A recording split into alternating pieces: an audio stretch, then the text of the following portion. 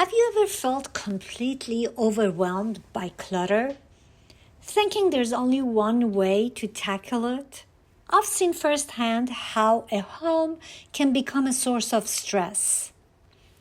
I'm Parnian, and as a realtor specializing in helping women over 55 downsize, I can tell you there isn't just one way to declutter.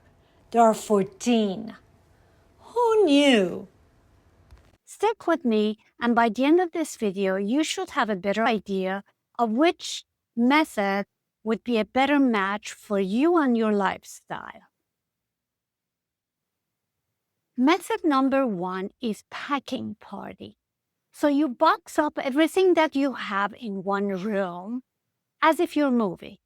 And then at the end of the 3 months, during the 3 months, you only take out what you really need and you leave the rest to remain in the boxes. By the time the 3 months is up, you will donate or sell whatever that is still in the box. I know it's pretty extreme, but you'll find out very soon what you actually need and what you actually have been using. Method number 2, turn it into a game, like a 30 days minimalism game. Just come up with a name. So the rule of the game is that day 1, you give away, release 1 item. Day 2, you release, you give away 2 items. And you just continue. By the day 30, you have probably released, have said goodbye to over 400 items. Make it a game, do it with a friend, and just be accountable to each other for the number of items that you're giving away. Method number 3, Kon Mari method. Remember, it became super popular some time ago. So the principle behind it is to hold every item close to you and ask, does it spark joy? Started with clothes and then books and papers and some random stuff and maybe some sentimental pieces. If it sparks joy, then you want to keep it. If not, maybe it's time for let it go. Show gratitude as you let it go. It's super gentle, but powerful at the same time. Method number 4 is decluttering checklist. This is perfect for those of us who need a list for everything. And if you want to get anything done, we have to have a checklist for that. So you go around your house and you make a checklist of all the cluttered area. And as you go along and you donate or give away, you just mark it all. It's feeling super good when you cross off that check mark. And that's a method by itself. Method number 5 is 4-box method. And that is basically you get 4 boxes, you label them store, give, donate, and trash. And you go throughout your house and you identify different items and you put them in its specific box. Just promise yourself that you don't end up putting everything in the store box, because then you have to end up decluttering another box. Method number 6, and that is 90-90 rule. It's basically about asking yourself, have I used this item in the last 90 days? Am I going to use it in the next 90 days? If the answer is no and no, set it free.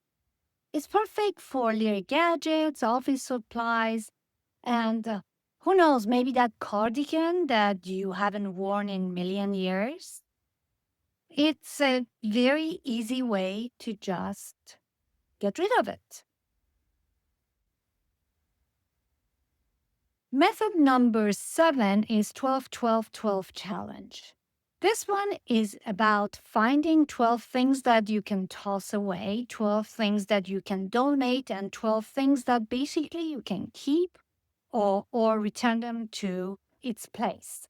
It's like a scavenger hunt. And sometimes just knowing that at the end you'll have gotten rid of 36 items by itself feels like a win-win situation. Method number 8 is 2020 just in case rule. If an item costs under $20 and it's almost 20 minutes away from being replaced, let it go. We all have that just in case pile, like 3 garlic presses. I don't know why we keep buying the same item over and over, but maybe it's time to get rid of that.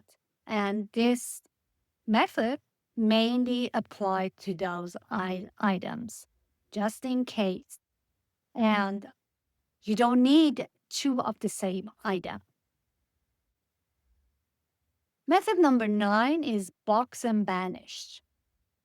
That is about items that we're not sure about. So we can put them in a box, tape it, date it, and if by a certain deadline we have not opened the box or we haven't felt like a need to use the items, then we can just donate the box and forget about it. Method number 10 is about clothing and coming up with a way to identify those clothing that we no longer need them. Don't ask me how and who came up with this title, but it's called reverse hanger trick. So this method is about your clothing that you just hang them backwards and the hook faces you. So each time that you wear something, you will hang it the normal way. And if after 6 months you go back to your closet and there are still clothes that are hung in the opposite way, then you could just give them away and only keep the clothing that have been hung the normal way. Method number 11 is to clean out your drawers. So basically, you try to fold the items in the drawer, fold them vertically, and you can always stuff your clean laundry behind it so that they stand up. And whatever unused items that you have, you can just let them go. Method number 12 is 20 minutes method. That is pretty practical and easy. You basically use a timer, you set it for 20 minutes, and then you start clearing drawers, one drawer, one shelf. And you go as long as the 20 minutes last. Once it starts ringing, it dings, you stop. And you can repeat the same process over and over until you're done.